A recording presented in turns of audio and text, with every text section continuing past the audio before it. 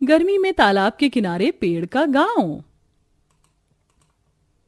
ये क्या, घर में तो पानी ही नहीं है, अब मैं खाना कैसे बनाऊंगी?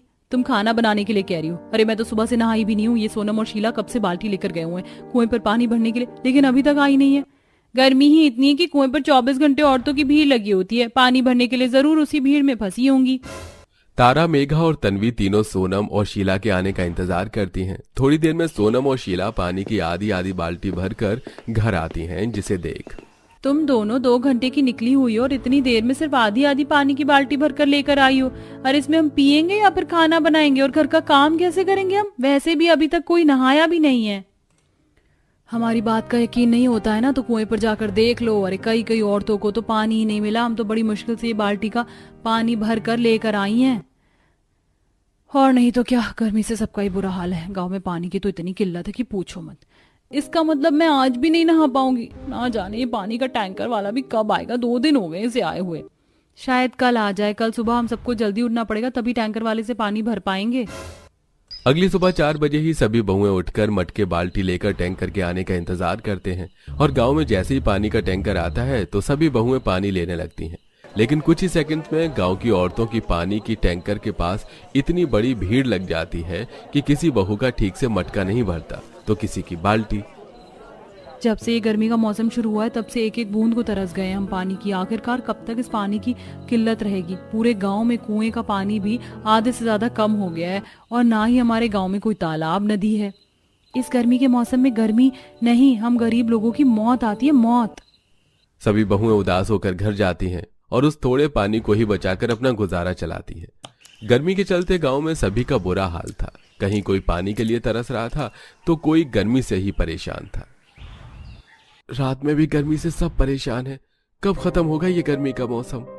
अभी तो 3-4 महीने पड़े हैं भैया, जब तक तो ऐसे ही गुजारा करना होगा। मुझे तो लगता था कि आंगन में बैठकर खाना खाएंगे तो बाहर थोड़ी ठंडी ठंडी हवा चलेगी, लेकिन यहाँ तो रात में भी लू जैसी हवा चल रही है। इतनी गर्मी में तो ठीक से सोया भी नहीं जाता है। अरे पूरे गांव में सभी का यही हाल है। गर्मी से हर कोई परेशान है, किसी के चेहरे पर मुस्कान देखने को नहीं मिलेगी। जैसे जैसे दिन गुजरते हैं वैसे वैसे गर्मी का मौसम भी काफी ज्यादा बढ़ने लगता है। ऐसे ही एक दिन, एक तो बाहर इतनी धूप हो रही, ऊपर से खाना बनाने के लिए लकड़ियां भी खत्म हो गई। अब इतनी कड़ी धूप में जाकर जंगल से लकड़ियां लेकर आओ। कहाँ इतनी धूप में अकेली जाओगी? चलो मैं भी तुम्हारे साथ चलती हूँ। दोनों बहुएं धूप से बचने के लिए सिर पर गीला कपड़ा बांध लेती हैं और अब नजदीकी जंगल में लकड़ियां लेने के लिए जाती हैं। दोनों बहुएं जंगल से लकड़ियां चुन ही रही थीं कि तभी उन्हें वहां एक छोटा सा खरगोश दिखता है। मेघा देखो ना कितना प्यारा छोटा सा खरगोश है, क्यों ना हम इसे अपने साथ ले जाएं। पता है मुझे बचपन से खरगोश पालने का बड़ा शौक रहा है। बाकी लोगों को भी खरगोश काफी ज्यादा पसंद आएगा। चलो इसे पकड़ते हैं। मेघा और तारा जैसे ही उस खरगोश को पकड़ने के लिए उसके करीब जाती हैं कि तभी वो खरगोश इधर उधर भागने लगता है, जिसके चलते तारा और मेघा को भी उस खरगोश के पीछे भागना पड़ता है। उस खरगोश का पीछा करते करते तारा मेघा जंगल में थोड़ा आगे निकल जाती हैं। लगता है हम जंगल के अंदर कुछ ज्यादा ही आ गए हैं। अब क्या करें? तुम्हें रास्ता पता है हम कहाँ से आए थे? मुझे नहीं पता तारा, इस खरगोश के चक्कर में मैंने तो रास्ता ही नहीं देखा ठीक से। तारा मेघा जैसे ही थोड़ा सा आगे बढ़ती हैं तो उन्हें उस जंगल के पास ही एक बहुत बड़ा तालाब दिखता है, जिसे देख दोनों काफी हैरान हो जाती हैं। मुझे तो लगता था कि हमारे गांव में कोई तालाब नदी नहीं है, लेकिन यहाँ जंगल के पास कितना बड़ा तालाब है और इसका पानी भी कितना साफ है। यहाँ गर्मी भी नहीं लग रही है। पेड़ और तालाब होने की वजह से यहाँ कितनी ज्यादा ठंडक भी है। काश हमारा घर भी यहीं होता तो कितना अच्छा होता ना। न पानी की टेंशन होती और ना गर्मी से परेशान होते। तो क्यों ना हम लोग अपना घर यहीं बना ले। लेकिन मेघा ये होगा कैसे? यहाँ घर बनाना इतना भी आसान नहीं है और इस तालाब किनारे इतनी जगह भी नहीं है कि हम घर बना सके। लगता है तारा तुमने यहाँ के आसपास के पेड़ों को नहीं देखा। यहाँ के पेड़ काफी ज्यादा बड़े और चौड़े हैं। अगर हम चाहें तो इन पेड़ों के अंदर अपना घर बना सकते हैं। लेकिन हम भला इन पेड़ों के अंदर कैसे रह सकते हैं? घर बना भी लिया तो पेड़ों के अंदर रहना मुमकिन नहीं है। क्यों नहीं मुमकिन है तारा? ये पेड़ इतने बड़े हैं कि इनके अंदर 2 लोग आराम से रह सकते हैं। हमें बस 5 पेड़ के अंदर घर बनाने होंगे, फिर इनके अंदर हम अपने पतियों के साथ आराम से रह सकते हैं। और यहाँ तो तालाब भी है तो हमें पानी को लेकर भी ज्यादा टेंशन नहीं होगी।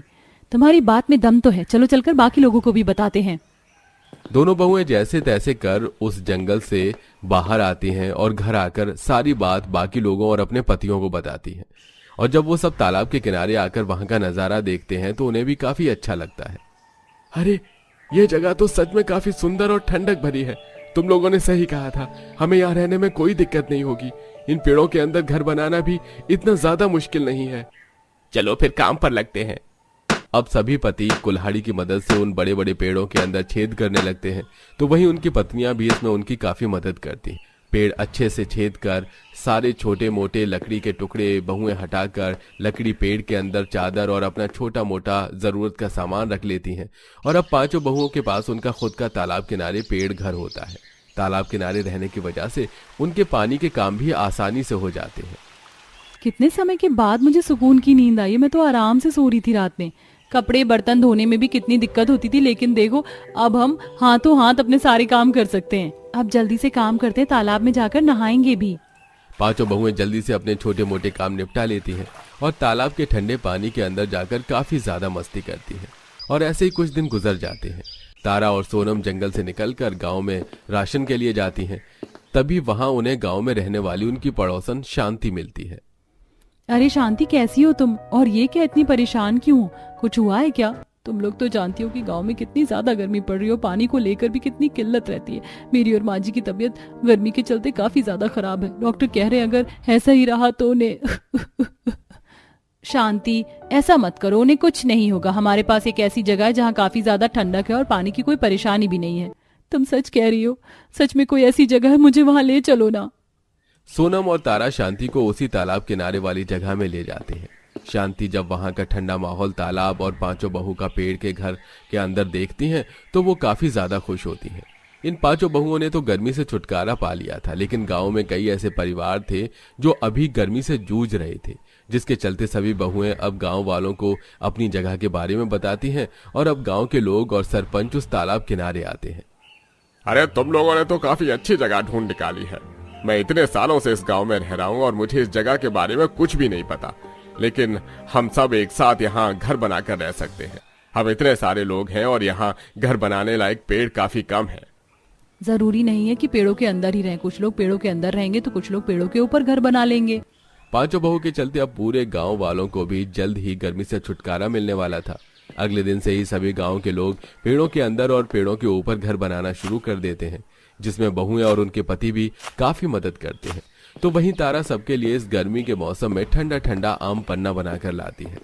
अब आप बस थोड़ा आराम कर लीजिए और ये ठंडा ठंडा आम पन्ना पीजिए। 1 से 2 हफ्ते के अंदर ही उस तालाब किनारे उन पेड़ों पर पूरा गांव आकर बस जाता है, जिसके चलते अब सभी गांव वालों को उन 5 बहू के चलते आखिरकार पूरी तरह गर्मी से छुटकारा मिल चुका था। मानना पड़ेगा, तुम पांचों के चलते ही आज हम सभी गांव वालों को गर्मी से छुटकारा मिल ही गया। और नहीं तो क्या, अब हम इस गर्मी के मौसम में भी आराम से खुलकर रह सकते हैं, चैन की नींद सो सकते हैं। और सबसे जरूरी चीज, अब तो हमें पानी की भी कोई दिक्कत नहीं होगी।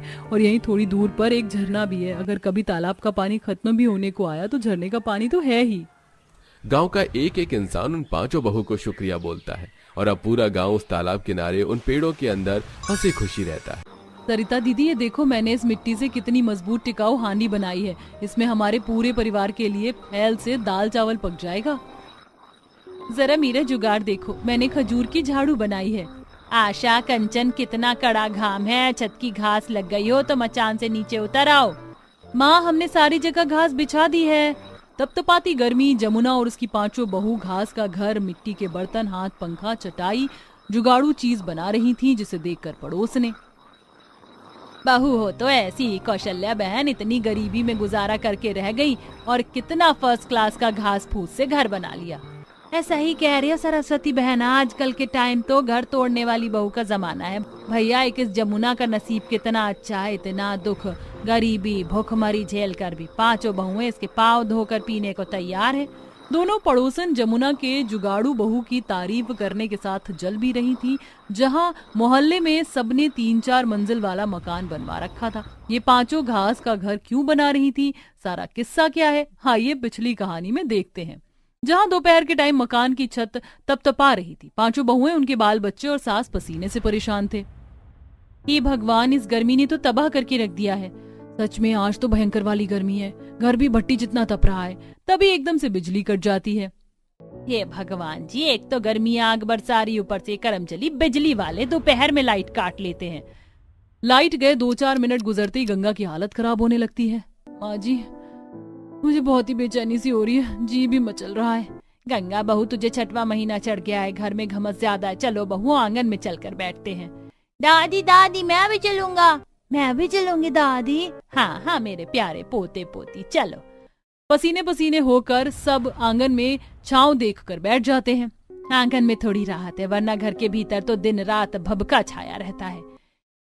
माँ जी, कुछ तो घर के अंदर गर्माहट इसलिए भी भरी रहती है क्योंकि एक ही कमरे के अंदर पूरे परिवार का पकाना, खाना, सोना सब कुछ होता है, इसीलिए गर्मी पास नहीं हो पाती। अगर हमारे पास भी 2 कमरे होते तो एक में रसोई घर होता, एक में सोते तो ठंडक रहती। बहू, तुम पांचों के पतियों की कमाई धमाई भी तो इतनी नहीं है, किसी तरह कमाते खाते जीवन गुजर रहा है। तेरे ससुर जी अगर भरी जवानी में नहीं गुजरे होते तो आज हमारी दशा इतनी गरीबी भरी नहीं होती। उनकी बड़ी इच्छा थी कि जब बहुएं शादी करके आएंगी तो सबके लिए अलग अलग कमरा, टॉयलेट, बाथरूम सब बनवाऊंगा। ये एक कमरा तैयार करवाया था, पता नहीं किसकी हाय लग गई उन्हें।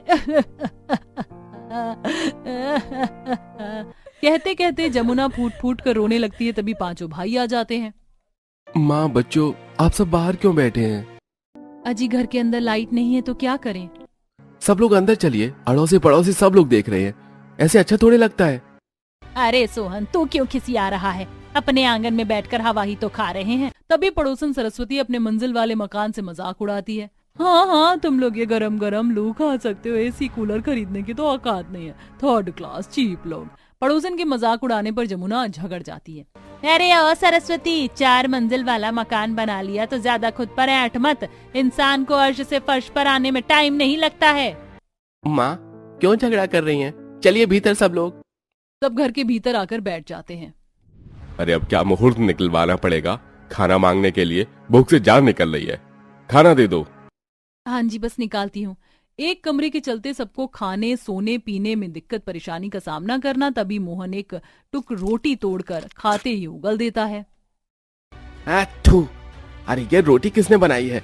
पूरी की पूरी किन किन सी लग रही है। आटा सानने से पहले छान दिया करो। मोहन जी, मैंने आटा अच्छे से छाल कर रोटी बनाई थी। दिन रात तो छत से मिट्टी गिरती रहती है, हम भी कितना ध्यान दें। और ये तो जरूरी है उसी कोने में खाना पकाना, दूसरे कोने में रसोई बना लो। एक तो हम पांचों मर्दाने इतनी कड़ी धूप में बाहर कमाने जाते हैं और साफ सुथरी रोटी भी खाने को नहीं मिलती। हाँ, जैसे हम बहुएं तो घर में रहकर झक मारती हैं, आप पांचों भाई हमें केवल राशन पानी लाकर देते हैं। इतनी चिलचिलाती गर्मी में चूल्हे पर एक दिन खाना पका कर देखिए।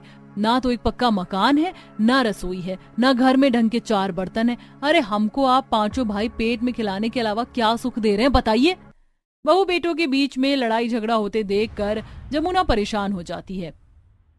हे भगवान, इन लुगाई मर्दों के रोज रोज के झगड़े से मेरा तो माथा पक गया है। पड़ोसी मुंह बाए हुए हैं, झगड़ा सुनने के लिए शांति बनाकर रखो थोड़ी और। सोहन मोहन, इस मकान को बने 30 साल से ऊपर हो गया है, इसको मरम्मत की जरूरत है। माँ, हमने सरकारी आवासीय योजना में फॉर्म भरा हुआ है। सरकार की तरफ से हमें घर और शौचालय बनाने के लिए पूरे 50,000 रुपए मिलेंगे। बस थोड़े दिन का दुख किसी तरह से और उठा लो, बस एक बार ठप्पा लग जाए पेपर पर। अजी, ये सरकार तो हर साल ऐसा झांसा देती है, लेकिन इस सरकार के झूठे वादे निकलते हैं। आप पांचों भाई अपनी मेहनत की कमाई से एक एक कमरे भी बनाएंगे तो 4-5 कमरे बन जाएंगे। कल को हम सबके बाल बच्चे होंगे तो एक कमरे में थोड़ी गुजारा होगा। हाँ, पैसे तो जैसे पेड़ पर उगते हैं, खाली तोड़ कर लाना है। अरे हम जंगल से काट कर लकड़ी बेचकर खाने पीने का खर्चा चला रहे हैं, वही बड़ी बात है। प्रमोद जी, देवर जी, आप सब भाई उस मुंशी को कारखाने में काम क्यों नहीं कर लेते? कम से कम महीने के आखिर में हाथ में तनख्वाह आएगी तो पूरे महीने हमें घर चलाने में दिक्कत परेशानी नहीं होगी, और घर चलाकर भी हम कुछ पैसे बचाकर घर में जरूरत की चीज, बर्तन, पंखा, फ्रिज वगैरह खरीद लेंगी। सरिता भाभी, हम पांचों भाई कोई हाथ पे हाथ धर कर बैठे नहीं हैं। हम गए थे उसके पास काम पता करने के लिए, लेकिन वो मुंशी बहुत बेईमान आदमी है। मजदूर से काम करवा लेता है लेकिन महीने के आखिरी में दिहाड़ी मार जाता है, इसलिए लकड़ी बेच रहे हैं। और इस गांव देहात में नदी जंगल के अलावा कुछ नहीं है। अभी तो गर्मी से नदी में मछलियां भी नहीं पड़ रही, बरसात में मछली आएंगी तो वही बेचेंगे। इसी तरह गर्मी में गरीब परिवार का दिन गुजर रहा था। रोजाना की दिनचर्या की तरह अगले दिन पांचों ईंधन के लिए सूखी लकड़ी पत्ते लेने जंगल आती हैं। आज तो सड़क अंगारे जितनी सुलग रही है ना। हाँ जिज्जी, लेकिन देखो इस जंगल की घास कितनी ठंडक भरी है, बिछौने की भी जरूरत नहीं, इंसान ऐसे ही चैन से सो जाएगा। हमारा घर है, दिन रात कितना तपता। तभी रीता की नजर जंगल में दूर दराज तक उगी घास पर जाती है, जिससे उसे जुगाड़ आता है। मेरे दिमाग में एक बड़ा ही धांसू जुगाड़ आया है जिससे हम 4-5 कमरे बना सकते, किसी के 1 रुपए खर्चे बिना। मगर वो कैसे? इस घास से। यहाँ कितनी घास है। पुराने जमाने के लोग घास मिट्टी की मड़ई बनाकर रहते थे और हमारे मकान का कोई भरोसा नहीं कब टूट जाए। हर दीवार में दरार आ गई है। पांचों ताबड़तोड़ गर्मी में घास मिट्टी लकड़ी काटने में भिड़ जाती हैं और चिलचिलाती गर्मी में ही घर आकर काम चालू कर देती हैं। मैंने गड़ी मिट्टी से दीवार लीपती हूँ, फिर तुम घास चिपकाती जाना। बहुओं, तुम इतनी कड़क धूप में दीवार क्यों लिपाई पुताई कर रही हो? आज इतवार थोड़ी ना है। माँ जी, हम पांचों घास से घर बनाने का जुगाड़ आजमा रही हैं। फिर हम ठंडक में सोएंगे चैन सुकून से। अच्छा, तो मैं भी तुम्हारी मदद करवाती हूँ। लाओ, मैं मचान बनाती हूँ, घास दे दो। पांचों का पहला दिन घास की दीवार बनाने में गुजर जाता है। 2 बहुएं घास के बोझे जंगल से लाती हैं और बाकी की दीवार बनाती हैं। क्या बात है, आज तो घर में बगैर पंखा चले बर्फ जितनी ठंडक है। क्योंकि माँ और चाची ने जुगाड़ लगाया है चाचू, तभी तो घर ठंडा ठंडा कूल कूल है। अगले दिन पांचों नए सिरे से काम करती हैं। इस बार वो सब जंगल के अलग भूभाग में जाती हैं। देखो, यहाँ तो खजूर ही खजूर के पेड़ हैं और कितने पत्ते भी झड़े हैं। तुम्हें पता है, हमारे गांव में कभी कोई झाड़ू खरीदता नहीं था। खजूर की टहनियों से ही झाड़ू बनाकर इस्तेमाल होते थे। कंचन की इस बात पर आशा का जुगाड़ू दिमाग चल पड़ता है। तो फिर ये डालियां ले चलते हैं, इससे अपने इस्तेमाल के लिए भी झाड़ू बना लेंगे और बाकी का झाड़ू बनाकर हम बेच भी सकते हैं। इसे कहते हैं आम के आम गुठलियों के भी दाम। इसी तरह पांचों जंगल का सदुपयोग करके घास से घर, पेड़ों के पत्ते से झाड़ू, पंखे, चटाई, बहुत कुछ बनाती है। तभी पानी पीते नंदू का मुंह कट जाता है। माँ, मेरा मुंह कट गया। नंदू, कितनी बार कहा है इस वाले ग्लास से पानी मत पिया करो, ये टूटा हुआ है। घर में एक ग्लास भी नहीं बचा है और इतने पैसे हैं नहीं कि टूटे फूटे बर्तन बदलकर नया खरीद लें। मगर टूटे बर्तन घर में पनौती होते हैं, इससे बरकत नहीं आती। क्यों ना हम मिट्टी के बर्तन बना ले। मिट्टी के बर्तन गर्मी में ठंडे रहते हैं, हमारा खाना भी बर्बाद नहीं होगा, अनाज की भी बचत होगी। रीता का मिट्टी से बर्तन बनाने का उपाय सबको पसंद आता है। वो हांडी, भगोना, कढ़ाई सब कुछ बनाती है। इसके बाद वो रसोई घर भी बनाती है। अब बारी टॉयलेट बनाने की थी, जिसमें पांचों के पति एड़ी चोटी का जोर लगा देते हैं। आंगन में इतना गहरा गड्ढा खोद दिया, लेकिन निकासी की होंदी नहीं बनेगी तो टॉयलेट सीट बिठाने का फायदा ही नहीं है, क्योंकि इतनी लंबी पाइप महंगी आएगी काफी। तभी कंचन कड़कड़ाती धूप में मोटा तना वाला बांस काट कर ले आती है। इससे पाइप का जुगाड़ हो जाएगा। ये बांस का सरकंडा पाइप के आकार का है। और रही बात टॉयलेट सीट बिठाने की, तो हम पत्थर का इस्तेमाल करेंगे इसके लिए। अब पांचों सड़कों से काफी पत्थर चुनकर ले आती हैं, जिससे टॉयलेट भी बन जाता है। और इसी प्रकार वो घास लकड़ी की मदद से 5 अलग अलग कमरे, बड़ी सी रसोई सब तैयार कर देती हैं। हमने मिलजुल कर अपना 5 कमरे वाला ससुराल तैयार कर लिया। अब हमें गर्मी में बिच्छम बिच्छे में नहीं सोना पड़ेगा। बाहू, ये तो तुम्हारी मेहनत का फल है जो आज 1 कमरे से तुम्हें 5 कमरा कर लिया। 5 कमरे वाला ससुराल, रसोई, टॉयलेट बनाने की खुशी में पांचों जुगाड़ू बहुएं सबके लिए खीर, पूरी, आम पन्ना बनाती हैं।